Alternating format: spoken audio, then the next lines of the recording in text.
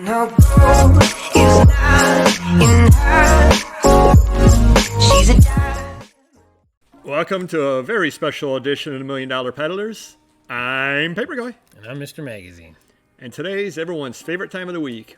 We give you some bolos. And I'm sure you've got some bolos, and I know I've got some bolos. And then actually, I've got a lot of common stuff that you're going to be able to find out there. So, And I got a bunch from the Ohio Hall, I'm going to call it. nice. Nice. So here we go. I'm going to start right off. Actually, this one was from the Manhattan Hall, but it finally sold. One Direction, whoever likes that band, Office Depot out of 2 Post-it sets. Kind of neat. I've never seen them before and probably won't see them again, but you know, they sold for about $20. Now, was that the only one you had out of that, or did you have multiples? I know he had multiples. On those, I'm not sure if I know the binders and the notepads and stuff. Those I've not seen multiples on yet, but we probably haven't gone through them all anyway. So. And just a little background, as I remember, the person that you made the purchase from had some dealings with One Direction. Yeah, he went on tour with them for some promotional advertising stuff, I believe. Yep. So, very nice. All right, moving on. This was a big kahuna from my Ohio deal. Needle in a Haystack. Pokemon Gym Heroes. 9 packs. $911. Wow. Yeah, they're early from 1999. So early Pokemon, super rare. I don't even think the gentleman that sold me the collection in Ohio knew or cared they were even in there. I was just rummaging through this miscellaneous box of packs, and there was a bunch of those in there, so we put them up.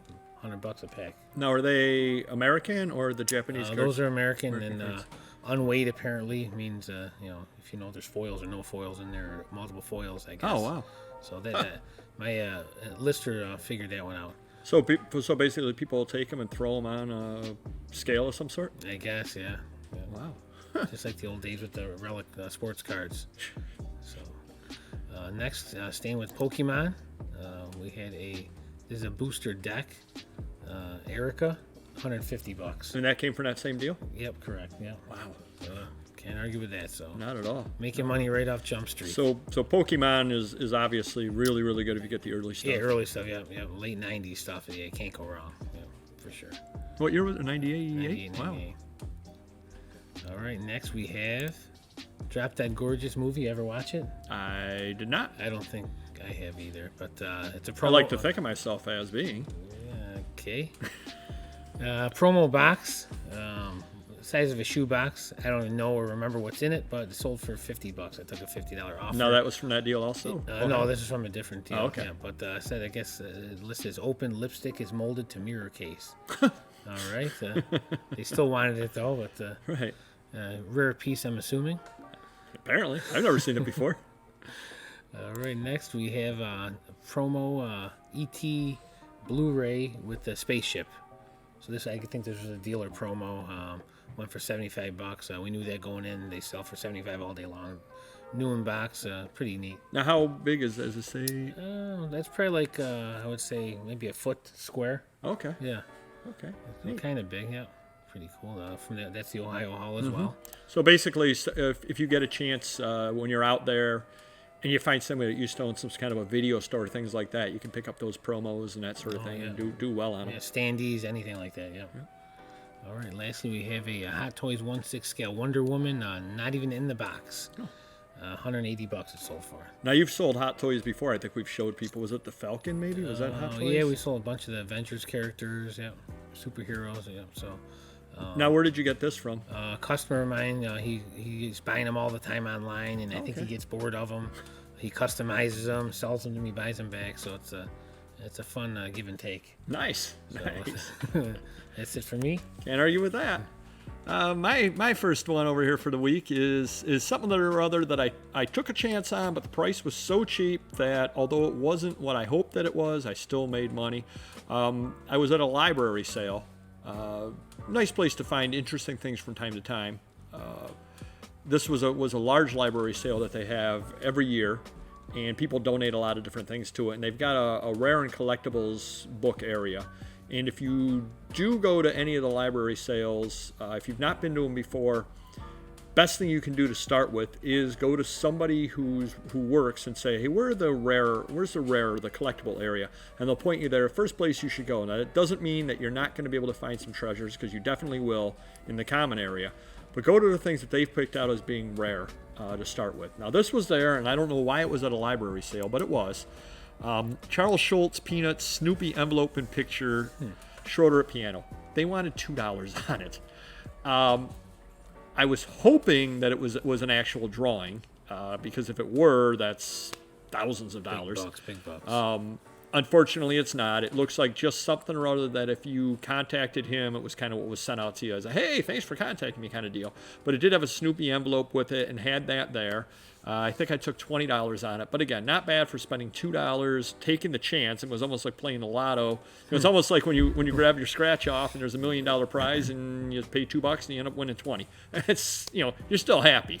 So can't argue with that. It's a nice little piece for it. And it was worth it just for the chance, because obviously when I'm standing there at the sale, I'm not taking and holding it up and saying, is this really, drawn, anything at all like that. You just take it, put it in your pile, and get out of there for $2. So you can't argue with that. Next item I got, now this is something other that you'll find all the time out there. The Garfield Cat Book Lot of 6. A number of them are the real small ones. I think 2 or 3 of them are the real small little books, and then the other ones are the standard comic strip compilations. Picked up $20 for it for 6 of them. You'll find them at garage sales, flea markets. People will be asking $1 a piece. You throw all of them together and say, hey, well, you take 5 on them, or can you do any better on them? You'll probably get them for $3. Something or other like that. Turn it into $20. I would do that every single day of my life if I possibly could. Can't argue with that. They were up for 3 weeks, a month, something other like that. They sell on Amazon at all? Like individually? They do, but they're slow sellers. You have a lot of competition. That's the way to go. Yep, so that's the problem. I probably could have made a few more dollars selling on Amazon. Long term. Long term. I'd rather just get 20 quick bucks out of this and move on. Gotcha. So can't argue with that on that one there. Next one we have here, Thousand Island, New York, a lot of 13 travel brochures. Same type situation. I had picked up a bunch of stuff from a picker that I deal with, and just kind of looked at these, and I've had them before. They're all 1960s.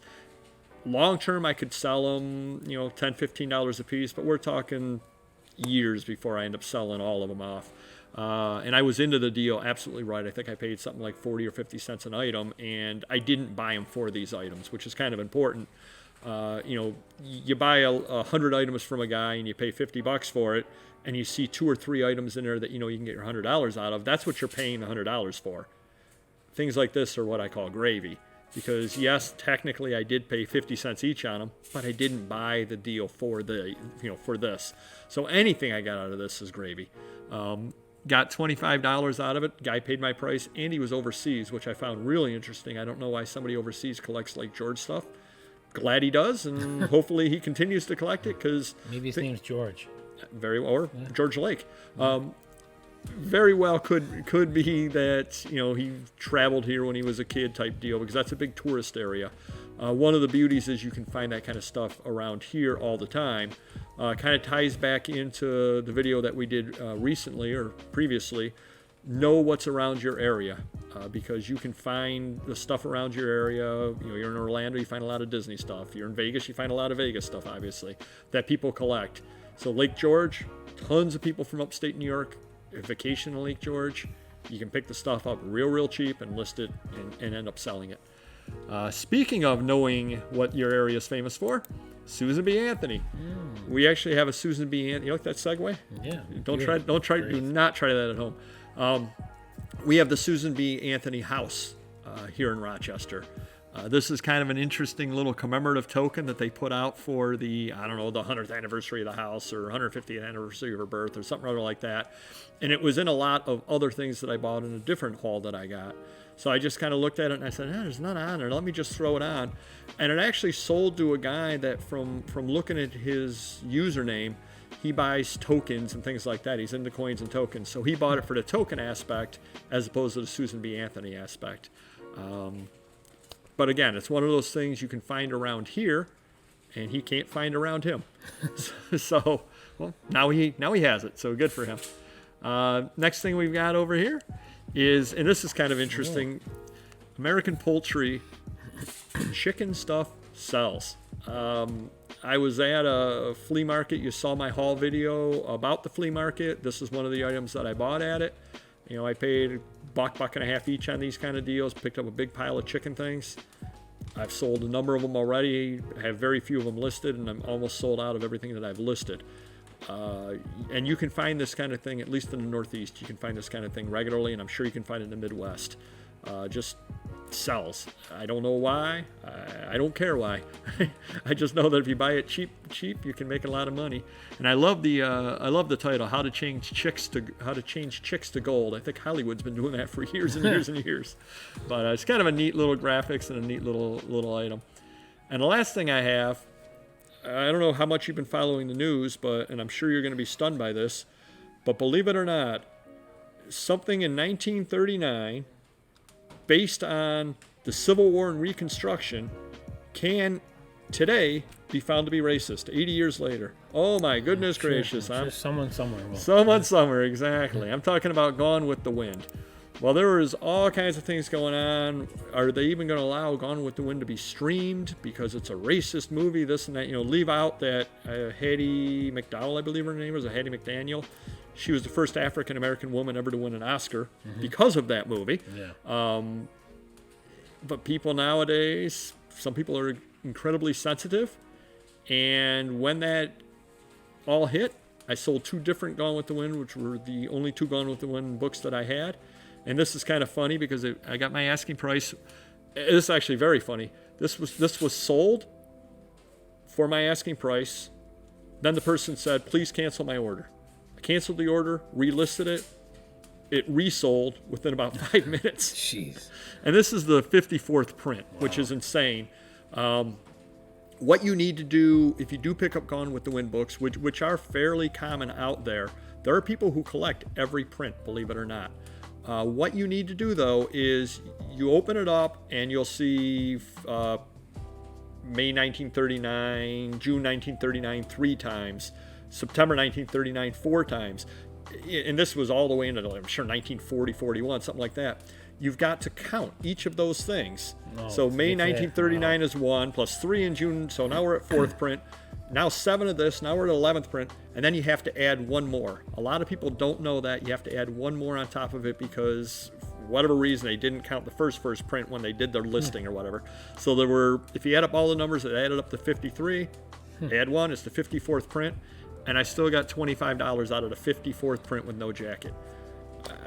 Very happy to do that. And anytime you find the vintage Gone with the Wind books out there, if you can pick them up for $5 or less, as long as they're not completely falling apart, buy them. A lot of people will leave them because they're looking for the first print, which is big bucks, and then they'll look and they'll say, this is, got an entire book written inside just on the printings, and they don't want to buy it. You're going to be smarter than that. You're going to go out there and buy it, and you can get $25 out of a 54th print. Nothing wrong with that at all. And buy a calculator, too, so that you can figure out the print. Or actually throw it in on the next one you have. There you go. You can verify my print number on it. Another thing that I do, too, just in case anybody does have any questions on it, is I do scan in the copyright page as well, so they can look at it themselves, and they can say, yeah, this is the 54th print. Because you're dealing with all that there. You're doing a lot of counting. Yeah. Oh, yeah. And I've only got so many fingers as toes as we've established in the past. So hopefully that gives you some great things out there that you can buy. The Garfield you'll definitely run into out there. And you can't argue with moving that. The Gone with the Wind you'll find out there, especially you get into some older estates. You can find the Gone with the Wind book, and a lot of dealers will pass it by. And another quick little tip to you with the Gone with the Wind, you will find it, and you know where you're going to find it? You're going to find it on the top of the bookcase. They're going to have all the books lined up, and then that one's going to be sitting on top. Why? Because the dealer that came before you is going to pick it out, look, say it's not a first print, and put it back up on top. A lot of times when you're at sales, if you do see books all lined up regularly and you see a book on top, grab it and look at it, because that means a previous dealer has looked at it and has said, oh, it's not good. You can grab it and look at it and go, okay, this is an Ernest Hemingway with a jacket. It's probably the book club edition. Yes, it is. He didn't want to deal with it, but I can get $20 out of it and I'm paying $1. So let them do the work of picking out the stuff that might be good, and because it's not top notch, they leave it, but they kind of put it in a nice little spot for you. So can't argue with that. That's one of those little insider tricks of the trade that a lot of people will not tell you about. So hopefully you make $1 million on all these various things, and until next time, stay safe. Take care. Bye-bye. Thank you.